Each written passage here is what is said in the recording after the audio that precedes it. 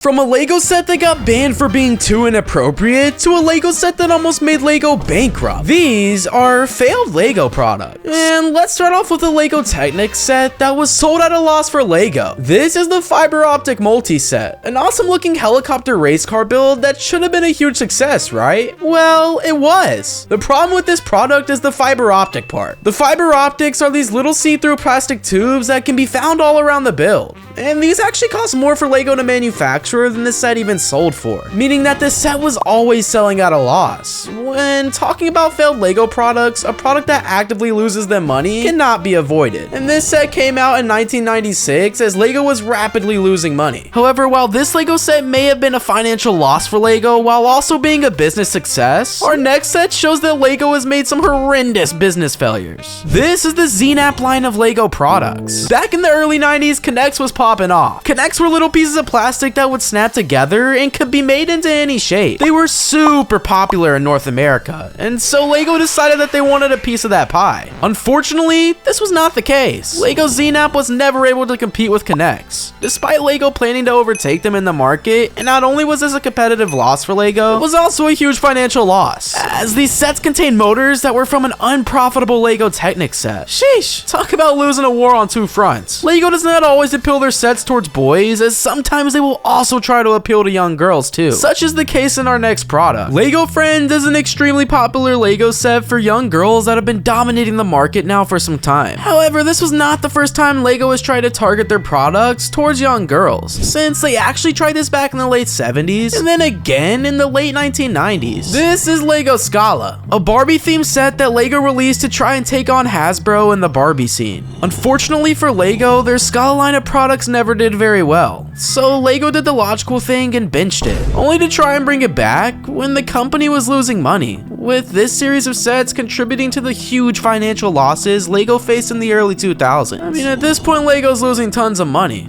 almost like how we're losing you not subscribing right now. Psst, this is the part where you subscribe. But all of these products came out at a time when LEGO were in financial distress. What about a product that came out during some of LEGO's dominant years? This is LEGO Video, a LEGO app that came out only in 2021. Basically, LEGO Video wanted a piece of the TikTok pie and created a website where you could build LEGO sets and post music videos of your builds. Now, obviously this did not take off since it didn't really have a target audience. It was far too immature for older audiences and a bit too complicated for younger audiences, especially with how accessible TikTok is, and as such, the series of toys shut down after just a year. If only LEGO had learned from this next business failure, as LEGO Video may have never happened. LEGO video games are super popular, with some of the most iconic games being LEGO Star Wars, Harry Potter, and wait a minute, LEGO The Incredibles. Okay, who signed off on this? However, LEGO games were never meant to be as good as the LEGO Star Wars games. Before the release of LEGO Star Wars, LEGO had some truly horrendous video games, and at a time when video game sales were at an all-time low, games like LEGO Alpha Team, LEGO My Style, LEGO Rock Raiders, and more all lined up the shelves of stores and were critically a disaster. LEGO decided to give video games one last go, and thankfully, LEGO Star Wars had huge success. Although, the LEGO games brand was dropped entirely in favor of all IP-based games. And much like everything else in the 90s, LEGO wanted to try and keep up with some of their competitors. However, this next failure proves that they just could not do it. During the late 90s and early 2000s, magazines based on toys were actually very common. Magazines like Coral for Nintendo, PC Gamer for, well, PC gamers, and of course LEGO. LEGO's Brickmaster magazine was hugely popular and came with things like exclusive sets, news, releases, and more. However, by 2011, LEGO wanted to switch up the game as they replaced Brickmaster with LEGO Master Builder Academy. The NBA magazine was intended to teach LEGO fans how to do certain building techniques and tricks by sending an exclusive set out with these more advanced building techniques, and it was super popular. Then why did it fail, you may be asking? Well, LEGO building really is not that complicated, and the designers were running out of things to include within the magazine. This meant that after 2 years, the magazine was discontinued. Let me get a rip in the chat for NBA and Brickmaster. There are some LEGO sets that can somehow be both iconic and yet the biggest failure the company ever embarked on. And when you think of this, one LEGO venture comes to mind. Bionicles. Bionicles were complicated large robot-style Lego builds that were intended to be more like an action figure to kids during early 2000s. However, Lego decided to randomly end Bionicle in 2010, and this was the biggest failure Lego could have ever done, since they instantly regretted the decision after failing to reboot Bionicle not only once, but twice. First, Bionicle Hero Factory came out in 2014 and flopped, and then in 2015, Bionicle G2 came out, accompanied by a Netflix series, and all of this flopped. Not only was it a financial disaster, but it also ruined Bionicles for a lot of fan base who grew up on them. Bionicles are not the only action figures Lego have tried and failed with in its past. As we move into our next Lego failed product, Lego has manufactured toys in the past, particularly during the 50s and 60s. However, the majority of their company resources have gone into producing Lego for the past 50 years. So imagine the surprise of fans when in 2002, Lego randomly released the Galador set. Galador was introduced in 2002 alongside the Galador Defenders of the Outer Dimension TV show. Production for the show was partially funded by Lego, as well as them releasing some Lego sets to go along with the show. The problem was the Lego looked like this. This is honestly gross to look at. However, one good thing did come out of Galador, as these toys actually would become Bionicles as well as the Galador set of toys. Back in 2014, augmented reality was the new thing. You had games in the pipeline that really utilized augmented reality to the max, and when Lego announced they would be creating a mobile app that only enhanced the builds you could get, everyone was super excited. Lego Fusion was released in August 2014.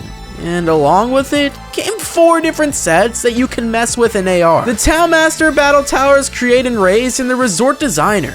And they were hugely popular, which is why Lego's decision to discontinue them less than a year later was a true shock, making this a huge failure for the company. Our next failure comes from a set that Lego never even released. In 2022, Lego were stepping up their partnership and licensing programs to partner up with countless different companies. But one of these companies would prove to have a financially and morally devastating year in 2022. If you remember anything about this year, you will know that in 2022 was the year Blizzard fell apart, and along with it, Lego's deal to produce Overwatch-themed Lego sets, such as the Titan set, a set that basically showed Overwatch characters Mai and Tracer taking on a giant mech straight from the video game. This could have been a huge financial gain for Lego, but unfortunately the product falls onto the shelf of failed Lego products. However, this next Lego product was released, it just didn't release enough. Some Lego minifigures are a stupid amount of money nowadays. I mean, stupid. And when Lego decided to introduce their minifigure surprise bags, people were bound to go crazy. However, I did not think Lego ever expected that to happen to their minifigure Mr. Gold. In the first release of the Lego minifigure surprise bags, Mr. Gold was only placed in about 5,000 of these bags. This made him super rare, and as such, the valuation for this golden gentleman skyrocketed. The problem with this is it caused an underground market of Lego manufacturers making and reselling more Mr. Gold figures. Basically, they're selling fake ones, causing the stock of Mr. Gold to skyrocket and leaving a huge dent on the character that eventually caused Lego to remove Mr. Gold entirely. And if only Lego had been quite as proactive with this next crazy failure. Lego also had countless partnerships throughout their long history, and perhaps their biggest partner has been the oil company Shell. Appearing on sets as early as the 1950s, Lego and Shell had a truly powerful alliance. That is until Greenpeace decided they had enough with them, releasing a hugely well-known parody of Everything is Awesome using Lego products covered in oil. Lego tried to pin all the blame onto Shell, but ultimately had to terminate the relationship with the oil company to avoid public backlash. I am about to tell you a huge secret about Lego. They recycle parts from older sets into new ones, and generally people have no idea. That is of course the exception for this Lego Eternals Aerial Assault set, which receives huge backlash for the minifigures included. Firstly, this set did not include any characters for the largely unsuccessful movie, and instead had 2 horrendous minifigures, as well as a small mech thing.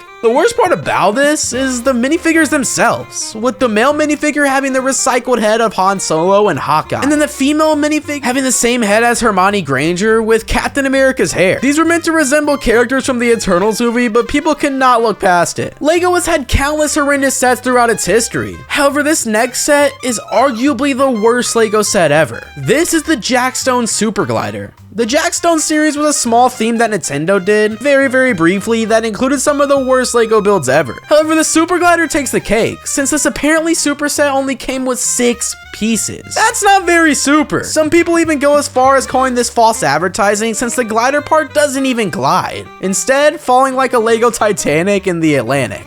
LEGO has rinsed Star Wars dry throughout its almost 30-year partnership. However, this next LEGO set may be considered the worst failed LEGO Star Wars set ever made. This is Technic C-3PO, a LEGO Technic release of the beloved Star Wars character. First of all, the character does not even move around correctly, making any playing with this figure impossible. And then on top of that, the droid has countless issues, with the limbs falling off, faulty speakers, and then of course, the low playability. This was what made our love C-3PO come C-3P no. This next LEGO set sold so badly as a result of a stupid marketing failure by LEGO. LEGO Harry Potter is immensely popular and for very good reason. So while looking for the biggest failures for LEGO, I stumbled across Harry Potter Agrog in the Dark Forest. But this set looks harmless enough. Why did it fail? Well, it's the complete opposite to Agrog in the movie, firstly, and secondly, it features this giant spider. Agrog in the Harry Potter movies is relatively friendly, however this set makes it look like the opposite to Harry. However, the size and shape of this caused kids nightmares, and they were completely terrified of this set. But I'm gonna be completely terrified if you don't subscribe right now, so please do that for me.